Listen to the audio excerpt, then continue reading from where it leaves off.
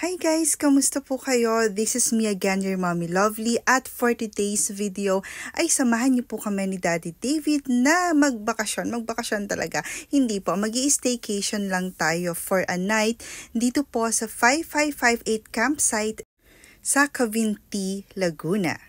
Actually, ngayon ko lang po ito na-edit itong vlog na ito. But this was actually taken months ago pa. So parang nung last contract pa ni Daddy na bakasyon niya, that was the time po when we visited 5558 campsite. So I was able to upload series of short videos about our trip. Pero yung mismong vlog po na ito ay ngayon ko pa lang po ma-share kasi po ay sobrang naging busy lang po talaga kami nitong mga nakaraang buwan. Ayan, so yung daan nga po namin is dito po sa Kaliraya. So ito pong Kaliraya na ito, madalas po kami dito ni na Papa, ni na Richard, even nung nabubuhay po sila, madalas na rin po talaga kaming bumisita or mamasyal po dito sa Kaliraya kasi maganda nga po yung tanawin, tapos libre pa. Imagine libre, tapos ganyan kaganda yung view na makikita po talaga natin. Kaya talagang nawiwili rin po talaga kaming mamasyal dito po sa Kaliraya. And natuwa kami na kasi yung pupuntahan po namin is medyo malapit naman po kung saan kami nakatira. Hindi naman medyo malapit, pero kasi compared kung magri-Rizal kami or kung Cavite kami, mas malapit po talaga itong Cavinti sa Pila, Laguna po. Ayan nga si Daddy David, and chika-chika kaming dalawa about the location, and ito na nga po, papasok na nga po tayo dito sa eskinita na ito, papunta po sa 5558 campsite. And aside po sa 5558 campsite, dyan po sa lugar na yan, may other, let's say parang campsites din po na located din po dyan. And as you can see, medyo rough road lang siya. So kami po ay nakakotse. So thankfully ay medyo maganda po yung panahon nung bumisita po kami ni Daddy. Kaya po hindi maputik. Kasi yung mga previous vlogs po na panood namin, kasi nagtitingting din po kami ng location kung ano ba yung klase ng daan, ay medyo naputik sila kasi ay tag-ulan or nag-uulan nung pumunta sila sa 5558 campsite. So kami ni Daddy David, luckily, ayan nga po, napakaganda ng araw. You can see the sea of clouds, diba? Hindi na namin kailangan mag-Rizal para makakita ng sea of clouds kasi po ay napakaganda talaga ng sinag ng araw, or diba? Nung bumisita po kami sa 5558 campsite months ago. And dito pa nga lang po, talagang busog na yung mata ko sa ganda po ng tanawin. Kasi ako mahilig po talaga ako sa clouds, especially nung nawala si Papa at si Richard. Parang mas na-appreciate ko yung clouds, yung kalangitan, na parang feeling ko nandyan sila, kasama namin sila lagi. Ayun, so tara at pumunta na po tayo sa 5558 campsite. Ayan. Yan nga po, diba? Nung una naming nakita to ni Daddy, napaka-breathtaking talaga ng view. And again, parang nung bumisita po kami dyan ni Daddy, dalawa lang yata kami nag-guests nila. So parang kakagaling lang yan sa ulan or bagyo. Parang days after ng malakas na ulan or bagyo. Tsaka po kami, kasi nakabook na kami yan eh. So, there's no way to cancel na. And ayan nga po, binlas naman tayo ng magandang panahon. Diba? May pabalikan tayo dyan. So, dyan po sa baba, dyan kayo parang mag-check-in. Tapos, ihahatid kayo na kuya kung saan po kayo i-stay. Ayan, so unting pasilip lang po sa iba pong makikita natin dito po sa 5558 campsite. Ayan, so napaka picture perfect po talaga ng bawat spot dito. Tapos again, napakaganda nga po talaga ng sikat ng araw, 'di ba? Napaka vibrant ang mga colors, and ayan na nga po. At dito po kami nagstay ni Daddy David. So parang smart house yung tawag po nila diyan, and syempre, overlooking the lake po tayo. Tapos, ayan siya. Napakaganda po ng interior ng kanila pong smart house. So, dito po kami mag-i-stay overnight ni Daddy David. And kung medyo marami-rami naman po kayo mag-i-stay dito, nothing to worry about because they have extra bed naman po. And isa nga po ito sa pinakagusto kong part nitong smart house nila, yung bathroom, cause they have jacuzzi inside. Tapos pag tinaas po natin yung blinds, ay makikita rin po natin yung lake. So napakaganda ng view and napaka-relaxing talaga. Hello! Saan tayo? 5558 Argentina Tuna. 5558 campsite. Okay. Birthday. Look at the view. Look at the view. Look at the view. Come here.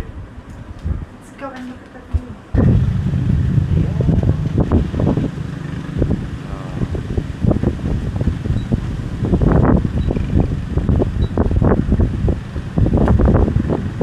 Ayan. So, syempre, dapat may pa-emote tayo for our short videos. So, si Daddy po kasi tsaka ako, sobrang hilig namin talaga mag-take ng videos aside from pictures. Kasi po, syempre, ina-upload din po namin sa YouTube. And sometimes, nag-upload din kami sa aming mga Facebook accounts.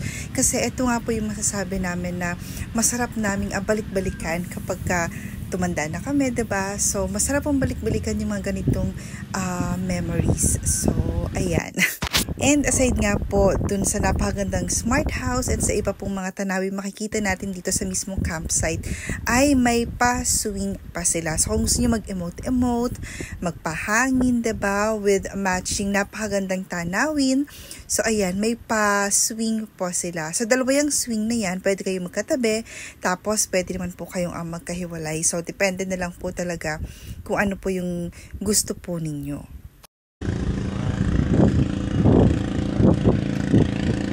Layo niya. No.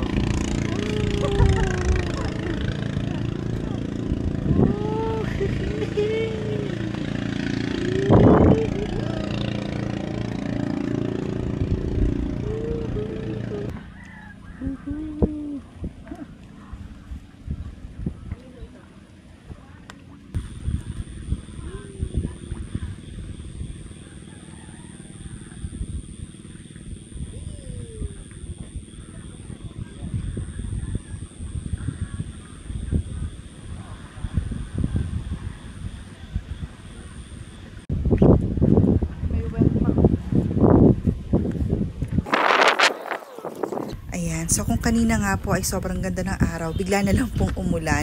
Pero ilang minuto lang naman. So nung medyo tumila-tila po yung ulan, nag-decide kami ni Daddy David na lumabas na agad. Siyempre gusto namin masulit yung pag-video and pag-picture po namin. Tapos inabot nga po ulit kami ng Ambon. Ayan, that time na Ambon pa lang naman siya. Kaya carry pa. So medyo emote-emote pa kami, ini-enjoy pa namin yung Ambon together. Bitaw sa iyong saya, hindi ka kuligila, balik ka rito, wala sa pito. Dito po kami ngayon at nagre-report ng babagang panahon. Dito po sa 5558 Argentina Tuna 5558 campsite. Yan ang pong masamang panahon na nangyayari dito. Dahil po kami ay lumabas ng bahay. Tignan niyo ang view. View, ito sa atin katingin. Ito sa kabila.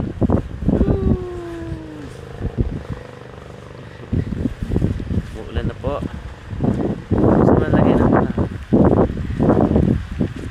Lalakas na po ang ulan. Kailangan na po kayo bumalik sa aming bahay. Say hello to vlog. Hi. Hi Bye. vlog. Hi vlog. Hi vlog.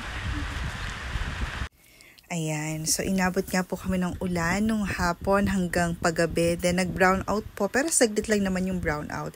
So nung medyo humupa na po yung ulan, tapos nagkakuryente na po ulit. Kahit po hating gabi, lumabas po talaga kami ni Daddy David dyan para magpahangin. Gusto po naming, paano ko ba sabihin? Gusto po naming mas is-savor, 'di ba? Yung moment po namin talaga together. Kasi po, isa po talaga yung staycation or basta po anywhere naman, basta kasama ko talaga si Daddy David. Sobrang saya po talaga ng puso ko kasi after nga po ng ilang buwan or ilang linggo, babalik din naman siya po sa kanyang trabaho. Kaya talagang kapag may chance na makaalis kaming dalawa lang, talagang sinusulit po talaga namin iyon. Because we really want to make new memories together po. Ayan. Tapos kinabukasan nga po ay medyo umaambon-ambon pa rin, pero okay naman yung lake. So, kwento ko lang, si Daddy David kasi dati, sobrang takot niya talaga sa dagat. Nung nag-Puerto Galera kami, tapos mataas yung alon, talagang si Daddy David halos namumutla na po siya talaga. Kaya nung sinabi niya na magkakayak daw siya, sabi ko, ayoko, ikaw na lang. But then, nung nakita ko na medyo mukhang hindi na siya takot, tsaka okay na siya magkayak, sumama na rin po ako. Syempre, for the experience ulit. Syempre nga naman, nagbabarko na siya, diba? Kaya talagang tumapang na ang Daddy David natin. Diba, mami, napapasunod ko siya. Very good. Wala ka na sa akin. Wow, who would have thought? Oh my gosh, takot ako sa dati. takot ako dun sa Puerto Galera natin, Daddy. Pero ngayon, nagaganyan ka na, uyo. Dapat sa gitna lang pala, no? Balance ka lang. Oo, balance lang. Ayan, relax lang tayo. Wow. Relax lang tayo. Dito tayo sa gitna, mami. Say hello. Hi!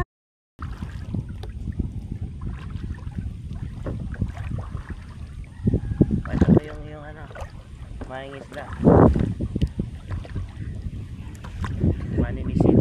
Maninisid. Oh, ang galing. Ang galing mag-maniobra ni Daddy, ba? Ang galing mag-maniobra, ba? Bibilib ka na naman sa akin, ba? Siyempre. Bibilib ka na sa akin. Yes. Tutuwa ka na sa akin. Tutuwa na ako sa'yo, Daddy. Wala ka na sa akin.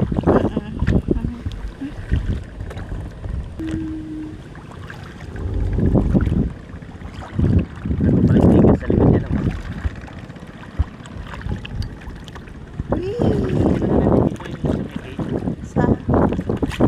Saan doon? Napunta ka doon.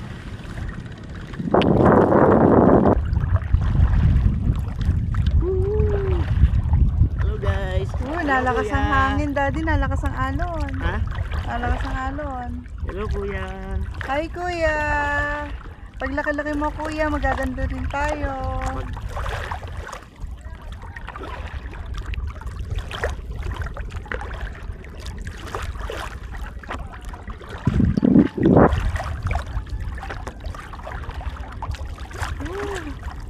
Nabilis na tayo, Daddy, ba? Ha? Nabilis ba? Natakot ka na? Oo.